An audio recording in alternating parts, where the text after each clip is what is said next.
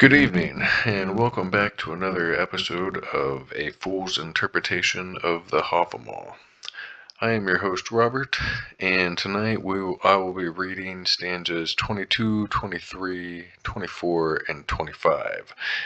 And I'm going to talk about what they reminded me of in daily life, because the whole point of this is to kind of bring this religion into modern times. Everybody always talks about these stanzas and references sword and shield days, or they give you some history lesson about it.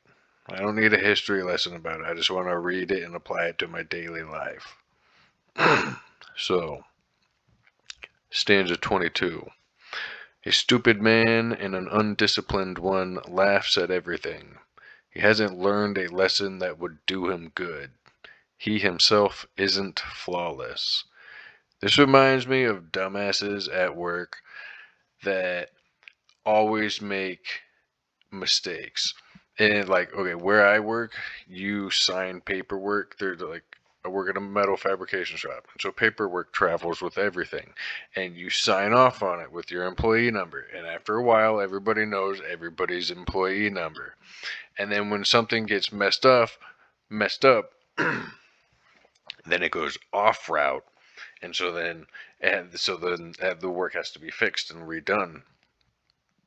And then you notice that the same people always make the same mistakes, and then when it happens more than it should, and then it gets brought up in a weekly meeting, these are the stupid people that laugh at the dumb lessons that we get given because people are making mistakes that they shouldn't be making, and they don't learn the lesson.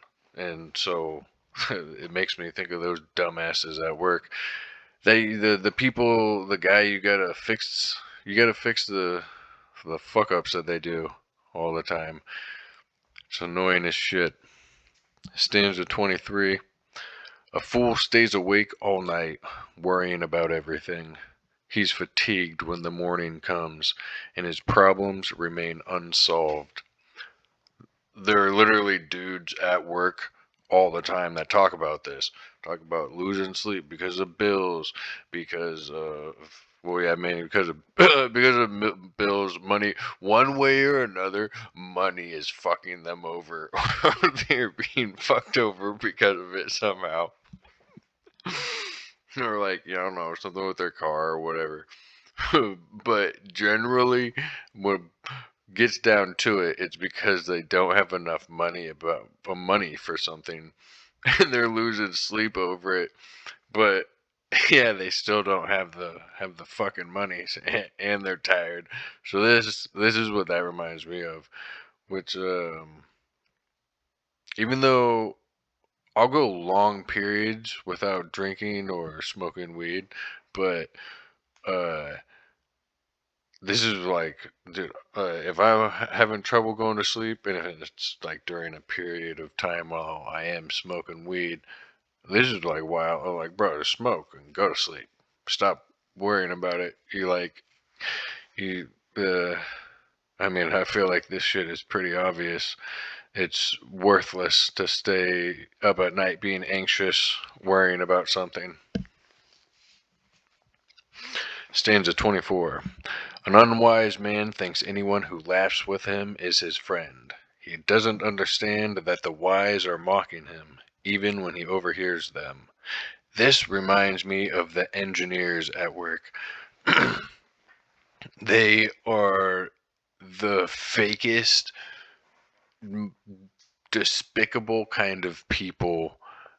Even when in an older job, when I used to be an organic compounder, I made soaps and lotions and EO blends and a whole hundreds of different kinds of products. The the biologists that would be in the lab making all the ingredient and testing out all the stuff, they were just like this too. They were like the engineers where I work now. They come out, they they speak down to you like you're dumb, like you don't understand the job that you're doing because they're the engineer who wrote the tech card that you're using to work on the part. And and then like they ask for your feedback, and then people will be all engaged like, oh well, they wanted to know what I have to say about this because I work this part all the time, and they're saying like they want to hear what my opinion about it is, and it's all a farce. It's all bullshit. They don't care what you have to say about it. And then I've seen them, and I've noticed it when they've done it to me too.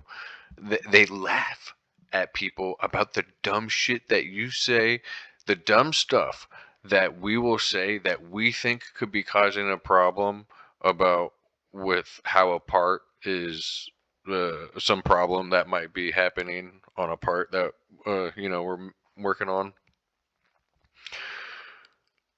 Nothing 99% of the grinders think is the problem, and it's yes, because we're not engineers. And so they just treat us like we're a bunch of dumbasses. And I don't like them for that. Stanza 25. An unwise man thinks anyone who laughs with him is his friend, but he won't find these friends when he goes to court. No one will speak on his behalf. This too reminds me of where I work now. Like, I mean, everywhere I've ever worked before in the past had an HR department, but I don't know. I've never seen something like this happen to where if any altercation happens at work, then like over the period of like 2 weeks, they'll like call us in one by one and ask us to give our story on it. And then they'll like, I don't know who has a meeting. I guess HR has a meeting, and then they decide based on the testimonies given by your coworkers whether or not you're going to keep your job or something. It was really weird. Uh, and when like I've been involved in this multiple. I mean, everybody has been involved in it multiple times because things happen at work. So everybody's always being not always being brought into HR, but I mean, it's happens a couple of times a year. Uh, and so then this reminds me of that because everybody's always nervous of what their coworkers are gonna say because everybody uh, is freaked out about losing their job or something. So everybody's always thinking everybody's gonna say whatever it is that'll make sure their neck doesn't end up on the chopping block. Uh, and oh man, like that's just like one of the most horrible things to have to be worrying about while you're at work.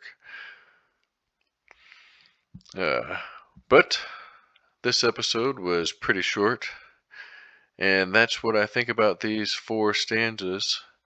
And I'm going to go get ready for bed because it's almost midnight. So I will see you guys later, and you have a good night.